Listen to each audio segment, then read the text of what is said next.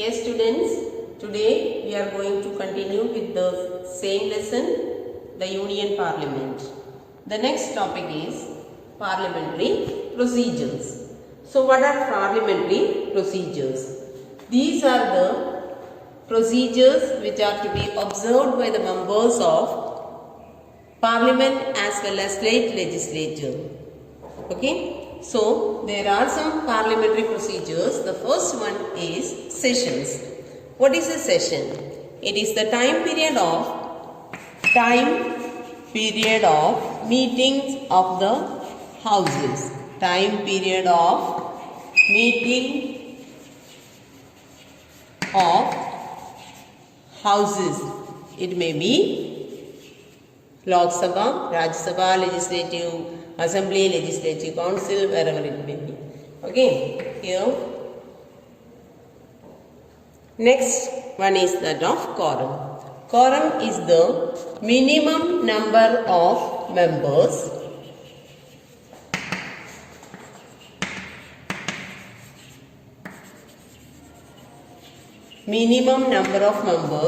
to be present to transact the business of the house. It is known as quorum. There are some minimum number of members are to be present in the houses to transact the business. Okay. So that number is called as quorum. The required quorum of Lok Sabha is that of 1/10 of total. That means 1/10 of the total members are to be present to transact the business of Lok Sabha. Suppose 550 members are the total, then at least 55 members are to be present. Then only the bill can be passed or the procedures of the house can be conducted. Okay. Every working day of the Lok Sabha, which is reserved for questions unless otherwise decided by the speaker. That means every day the first hour is reserved for questions, that is known as question hour. The question hour normally starts at 11 a.m. Okay, that means till the 0 hour normally start at 12 a.m.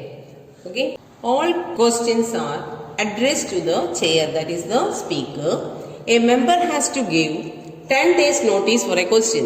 Okay, there are 3 types of questions: steered questions, unsteered questions and short notice questions.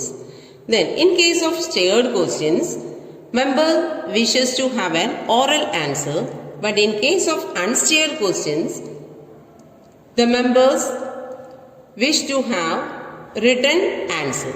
Okay, in case of short notice questions, it relates to the matter of urgent importance.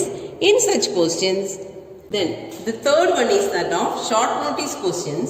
Okay, they relate to a matter of urgent importance. Such questions are asked with a notice shorter than of 10 days. The next term is 0 hour. It refers to the period which begins at 12 o'clock. Okay, soon after the question hour and continues till the lunch break, which begins at 1 o'clock. Okay, so the 0 hour starts just after the question hour and continues till the lunch break, that is considered as 12 to 1 p.m. Okay. Next topic is motions. Okay, what are motions? It is a formal proposal made by a member stating that the house should take up some particular matter which is of public importance. So, it is the proposal made by the member stating that a house should take up some particular matter of public importance or general importance. Okay. With the help of the motion, the member can draw attention of the government to take suitable action on a particular matter. If any of the matter is to be highlighted and draw the attention of any of the matter, okay, then in case the motion is to be passed. Okay, then next is that of adjournment motion. Adjournment motion. What is adjournment motion?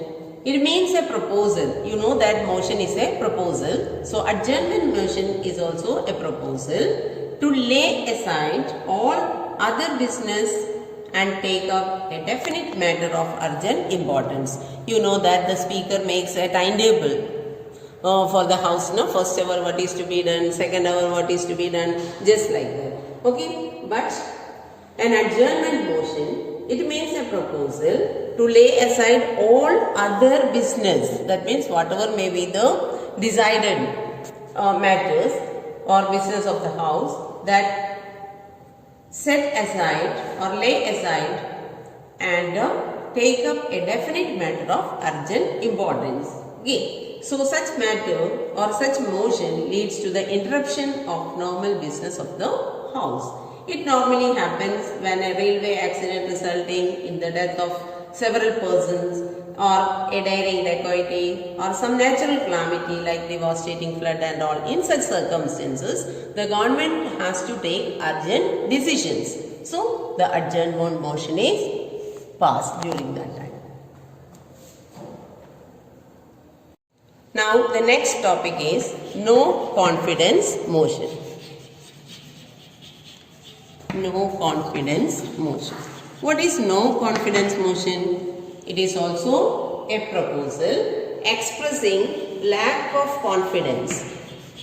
It is a proposal expressing lack of confidence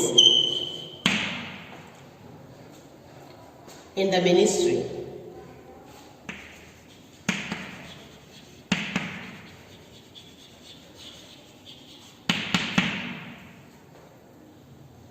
You know that the Council of Ministers are collectively responsible to entire Lok Sabha. Council of Ministers are responsible to Lok Sabha.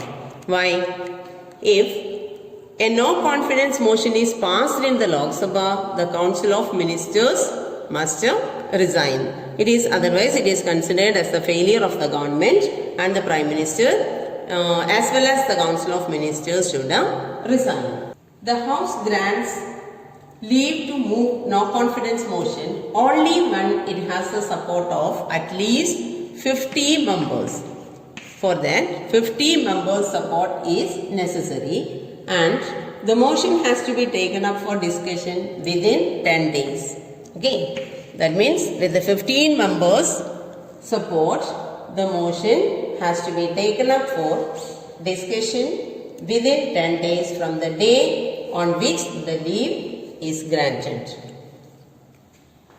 If the motion is passed, the government has resigned. I have told you, Council of Ministers are directly responsible to Lok Sabha. So a no confidence motion is passed in the Lok Sabha, then the government is considered as a failure and the Council of Ministers must resign. To discuss about two terms, that is adjournment and prorogation. What is adjournment? It means the suspension of the house. That means suspension of the sitting of the house by the speaker is known as adjournment. There is a difference between adjournment and prorogation. That is, adjournment is the suspension of the sitting of the house by the speaker. But prorogation means prorogation. What is prorogation? Prorogation means the termination of the session. That is, termination of the session.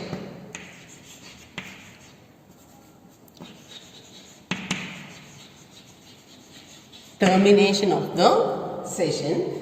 Here, adjournment is done by the speaker after the day-to-day work is over. Okay, the house is suspended. That is known as adjournment. Prorogation is the termination of the session. It is done after the session. That you know, 3 sessions are there. That is of budget session, then monsoon session, and winter session. Okay, under the term we have learned what is a session. So there are normally 3 sessions. Okay, but in India normally 3 sessions, that is budget session, monsoon session and a winter session. Budget session starts from February to May. Then monsoon session, that is of July to August, and winter session November to December. Okay, so these are. Interval between 2 consecutive sessions shall be less than 6 months. That means in a year at least there should be 2 sessions. But in India normally we have 3 sessions: budget session, monsoon session and winter session. Okay children, that's all.